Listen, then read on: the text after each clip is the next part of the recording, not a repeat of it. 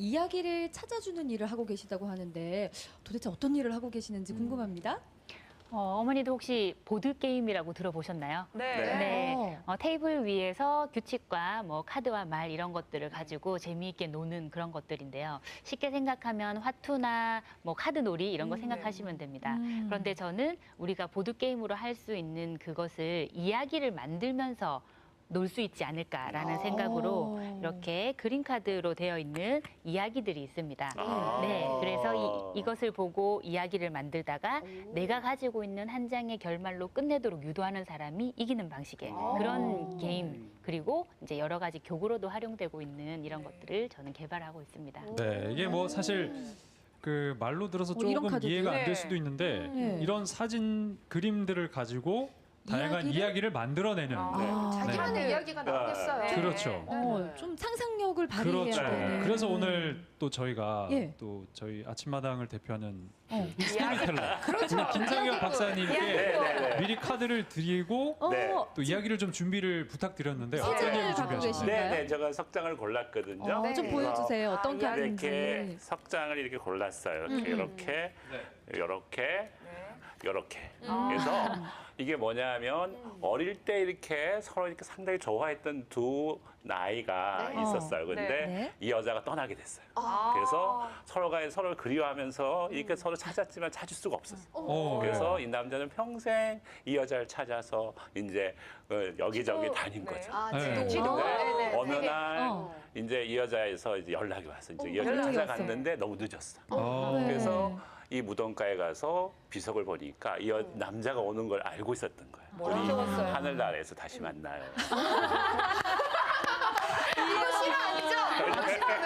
네. 아니 박사님이 은근히 로맨티스트. 감수성도 풍부하시고 네. 동화 괜찮은 작가 하셔도 스토리였나요? 되겠다. 네, 오늘 의상이랑 너무 잘 어울리시고 그리고 저 꼭 포옹하는 카드를 꼭 쓰고 싶다. 네. 중간에 잠시 카드를 잃어버렸는데 네. 꼭 쓰고 싶으시다고 찾으시는 모습을 보니 정말 네. 박사님이 로맨티스트라는 그러니까. 것을 다시 한번 알게 됐습니다. 네. 아니 저는 이런 카드들이 이제 약간 아이들 교육용이나 그렇죠. 상담용으로만 쓰이지 않을까라는 생각도 했는데 오늘 박사님 하시는 거 보니까 어른들도 재미로 할 수 있겠다 싶은데 보통 어떤 분들이 많이 이용을 하시나요? 당연히 가장 많이 판매가 일어나는 곳은 교육과 관련된 곳이에요. 그래서 학교에서 주 매출의 한 50% 정도가 일어납니다. 그래서 초등학생부터 고등학생까지 이야기를 만드는 것을 좋아하는, 뭐 상상력을 발휘하는 것을 좋아하는 그런 타겟들이 가장 좋아하고요. 그런데 꼭 아이들이 학교에서만 쓰는 것이 아니라 요즘은 집에서도 자녀들의 이야기를 좀 듣고 싶어 하거든요. 그래서 이야기를 만드는 것이지만 사실은 그 친구들이 본인의 이야기를 꺼내도록 하는 것에 도움이 되기 때문에 집에서도 또 많이 사용을 하고 있습니다. 이건 어떤 모습인가요? 저희가 그 행사에 나갔는데 많은 분들이 이야기 만들기 놀이를 저렇게 즐기고 있는 장면이고요. 뭐 교육에서도 활용이 되고 있기 때문에 지도사 과정에서 활용이 되고 있고 또 이야기 카드가 바닥에 있는 형태로 변형을 해서 움직임이 있는 이야기 놀이로도 수업을 하고 있습니다. 네. 외국인들도 굉장히 좋아합니다. 네. 그렇군요. 네, 사업 시작한 지는 7년 정도 됐고 이제 개발 기간인 한 2, 3년 정도를 빼면 지금 한 4년? 5년 차? 네. 네, 이 정도라고 볼 수 있습니다. 그렇군요. 네. 지금 딱 활발한 왕성기인데 그렇지. 지금 국내 1호 스토리 코치라고 들었는데 이게 사실 좀 생소하거든요. 그러니까요. 스토리 어떤 코치? 직업인가요? 아마 처음 들어보셨을 거예요. 네. 스토리 코치. 왜냐하면 제가 만들었으니까요. 네. 지금은 꼭 기존에 있는 직업에서 선택을 해야만 하는 것도 아니고 기존에 있는 직장에 들어가기만 해야 하는 것도 아니라고 네. 생각을 하거든요. 그래서 처음부터 뭐 직업을 만들어야지 사업을 해야지 이렇게 생각했던 건 아니고 저도 이야기를 듣는 것을 좋아하고 이야기를 만드는 걸 좋아하다 보니 그런 일을 하다가 보니까 저만의 좀 네이밍이 필요하겠다라는 생각이 들어서 스토리 코치라고 이름을 짓게 만드신 거예요? 되었고 네. 하는 일은 개인과 기업이 가지고 있는 고유의 이야기를 발굴해서 재미있게 보여주는 일을 한다. 이렇게 얘기를 하고 있습니다. 네. 네. 그러니까 아까 그 이야기 카드 이렇게 보니까요. 박사님이 가지고 계셨지만 저는 다른 이야기를 할 것 같더라고요. 맞아요. 네. 맞아요. 그런 게 참 재밌고 특이한데 이런 걸 어떻게 만들게 되신 거예요? 세상 사람들이 모두 자신의 이야기를 좀 만들었으면 좋겠다. 이게 제 꿈이었어요. 그래서 그렇게 하려면 이야기를 만들 수 있는 도구가 있어야 하지 네. 않을까, 소재가 있어야 하지 않을까. 뭐 음악에는 음표가 있고 물질을 이루는 것은 원자 이렇듯이 그래서 이야기를 이루는 소재를 좀 다 모아보자라는 생각으로 제가 세계인이 좋아하는 영화 300선, 그리고 드라마, 뉴스, 그리고 교과서 전 교과목 전권 이런 것들을 쫙 수집을 해서 그 안에 있는 이야기 화소를 다 추출을 했어요. 그렇게 추출하니 엑셀 한 3만 시트 정도 나오더라고요. 네. 그 3만 시트에 있는 이야기 화소 중에 중복되는 것, 대표성이 있는 것들만 계속 뽑고 시뮬레이션하고 한 3,000번 정도 이렇게 시뮬레이션을 하면서 이 아까 보신 카드 안에 그 내용들이 중복되지 않게 빠지지 않게 담겨져 몇 있도록. 장이죠, 카드가? 그린 카드가 총 80장이고요. 찬스 카드, 결말 카드 이렇게 다른 분야의 또 카드가 같이 있습니다. 와. 네. 그러니까 어쨌든 본인이 갖고 있던 꿈이 이제 네. 사업이 된 거잖아요. 근데 원래 처음에 그러면 이 일을 하셨던 거예요? 아닙니다. 저는 생각해보면 다른 사람들의 이야기를 듣는 것을 참 좋아했던 것 같아요. 네. 그래서 TV 프로도 이런 아침마당 같은 프로도 좋아하고요.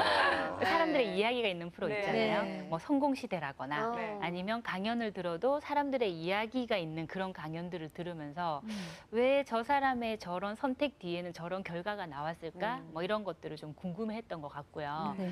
직장 생활은 전혀 관련이 없는 IT 회사에서 5년 정도 일을 했었어요. 네, 그렇게 5년 일을 하는 동안에도 계속 그런 이야기들을 좀 찾아다녔습니다. 네. 뭐 책이나 강연이나 방송이나 그렇게 들으면서 내가 일을 그만두고 어떤 일을 한다면 아마 이야기와 관련된 일을 하지 않을까 그런 좀 막연한 생각을 하게 되었어요.